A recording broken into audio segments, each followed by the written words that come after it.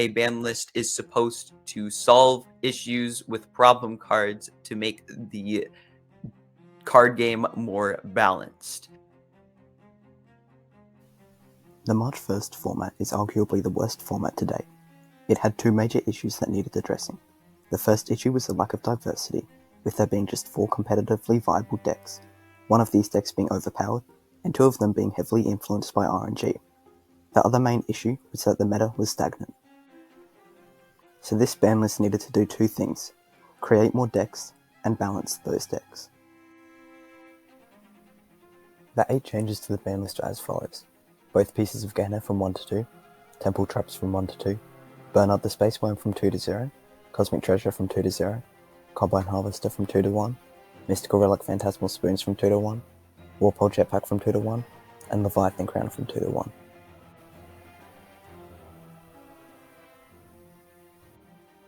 As with all formats, players took time to make the shift from the previous format. Due to the previous format having many large creature decks, many being Kazarax and Palicium midrange, players began the format playing many outs to large creatures, such as Shiosian Lava Behemoth and KO. However, as big creature decks were played less and less, these cards in turn saw a huge downfall in usage. This decrease in the star cost of decks was mainly due to the overrepresentation of Barrow midrange and Meteor Stop-Off, with Barrow making up 75% of top cut despite its metacore win percentage. However, with tech options such as Dark Market Alchemist being explored to kill any Barrow creature with swapped stats, it is expected that Barrow would drop in playability, further pushing the meta towards smaller creatures. But why did this trend occur? Well, it comes down to the fundamentals of Chaos Galaxy. If one can kill something for up to 8 stars less than what it costs the opponent, whilst maintaining card advantage, why wouldn't you? Let's take this board state for example. If your opponent pays 8 stars for a Cranchon, you can play Thunderbolg and KO to kill their Cranchon. In this scenario, you go +7 in stars, maintain card advantage, and draw a card when it dies. On top of this, there were various other removal options that maintained advantage whilst generating star advantage.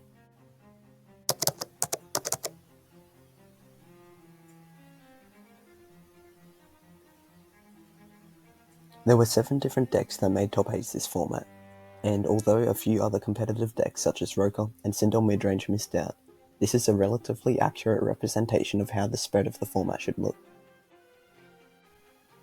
Due to the few games of data we have to work with, the win rates of this format are a bit sporadic. Sindell Control and Barrow midrange have above 80% win rates, which if realistic would be extremely overpowered, and Palicium midrange has a win rate of 14%, which is extremely underpowered. I'd say a more accurate representation of the format looks something like this. I used a matchup spreadsheet to come to this conclusion, and I got the numbers from stats and my own personal experience. If you put these decks into tiers, it should look something like this. This is of course assuming that all the deck lists look something like this and are played by 2 players of equal skill. If we briefly look at each deck, you'll notice that the sideboard for each deck is very similar, with many decks citing 2 Dark Market Alchemist, 2 Abandonment, and 2 Erratic Void. Now, I don't think these cards should be cited for every tournament, as generally you side cards for decks you're expecting to see. However, I do believe that these 3 cards provide a good base that can be sided against lots of decks. Monument Creation is something that you may find surprising, but with each deck on average playing 4.3 draw cards, it's no surprise to see it commonly in the sideboard or even in the main deck. This is how I build aggro bugs. I don't play Desert Quake or Pluga as they're inherently 2 card combos which is too slow. Instead, I play Time Flash Portal and Garita to get face damage. Instead of playing Death, I play Cataplonk, as it still gains points when it isn't attacking the opponent's planet.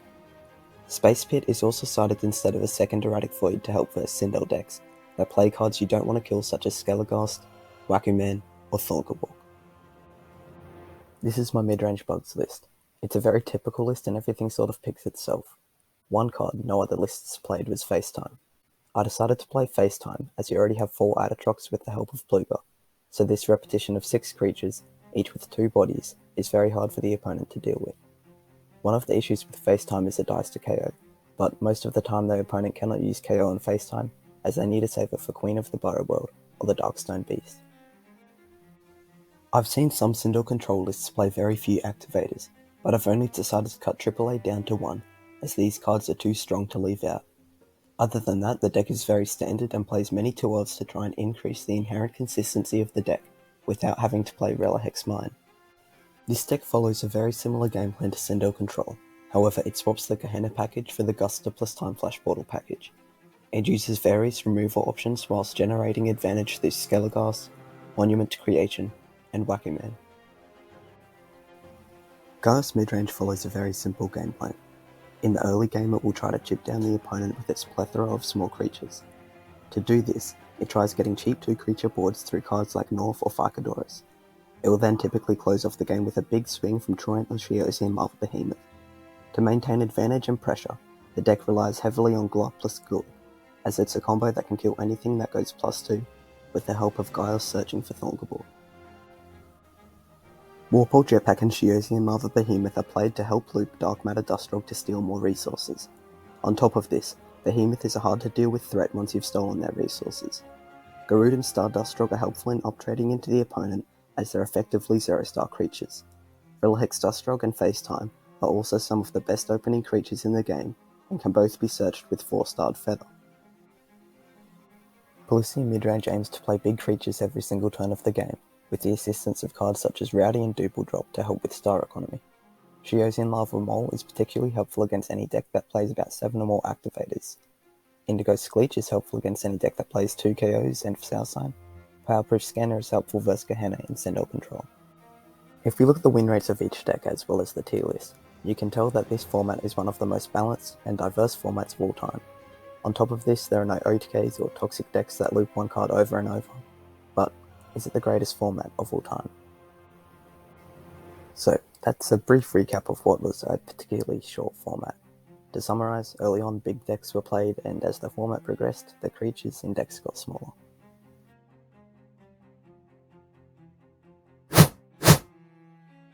What's 9 No, plus not 10? the meme.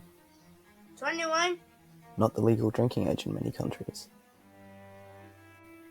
No, the number 21, as in how many formats there have been in Chaos Galaxy history. And out of all these formats, in 10 years, when we're reflecting on the game that was, what format will players go to as the greatest format of all time? This idea is heavily inspired by the GOAT format of Yu-Gi-Oh!, which was a format that was played during 2005 before the iPhone was even invented, and to this day, it is still a widely played format that uses the same card pool, rulebook, and ban list of the time. The reason for its popularity is because the format emphasizes technical skill in which players execute complex combos to gain a winning position over their opponent. Not only is the format skillful, but it has a wide range of decks and various playstyles, allowing players to have a vast range of choice and freedom. So, for a format to be considered the greatest of all time, 2 categories must be fulfilled: fun and skill. They're both vital to a format's success, and a format will not survive without one. Fun is vital to a format's success because why play the game if you aren't having fun? It's hard to measure fun, however, it comes down to things such as the diversity of planets, card pools, playstyles, and degeneracy. The big factor here is degeneracy, both shown in the cards and in decks. Generally, degenerate cards are cards that prevent the opponent from playing cards or resolving effects. This can be from killing cards from the hand, floodgates that restrict what cards can be played, negating effects, etc., etc. The reason why players don't like this is because 99% of the time, players put cards in their deck that they want to play, or they play cards with effects that they want to resolve. Diversity is another factor of fun in a format. Diversity can be shown through the planets, the card pool, and the playstyle of decks. The reason why players like diversity is because it gives them the freedom of choice. If somebody really enjoys the concept of fire and is told they can't play Shios, this won't be an enjoyable experience for them. Or if someone enjoys slow control decks, and is told that every deck is an aggro deck that wins within 3 turns, they will be deterred from playing in such a format. Another aspect to a great format is skill. Skill is vital to a format's success, as players need to be rewarded for playing the game and putting in the work to be better at the game. It's hard to measure how skillful a format is, but there are a few ways you can do this. You can look at the correlation between SBR rankings and tournament rankings. If a player is ranked 3rd for SBR and is consistently placing about 3rd in tournaments, this is a strong sign that a format is skillful. However, this is why context is important, because if one player is ranked 3rd in SBR but has gotten 2 firsts and 2 ninths, this might not necessarily be a fault of the format. They could just be playing for fun, some weeks playing strong decks and others playing bad decks. Another way to measure the skill of a format is to look at the diversity of a format. If there are more decks, that means there's more matchups for players to learn. And finally, the last way to measure skill would be to look at the evenness of matchups. If the format is only made up of matchups that are favoured 90 to 10, it would be very easy for a low-skilled player to pick up the deck winning 90% of the time and go on a winning streak. However, if the format is made up of decks that all have 50 to 50 matchups, then the lower skilled player would be favoured to lose, and they would need to start playing better in order to win. So, how do we create a system that can give a number that represents how good a format is? Well, I've made this scoring system called the SFSS, Secrets Format Scoring System. You may not agree with how I rate formats, but it's my video, so unlucky. There are 9 metrics that make up the score. There is then a multiplication factor for each different measure, as some are more important than others. The sum of these scores is then collected, and we get this.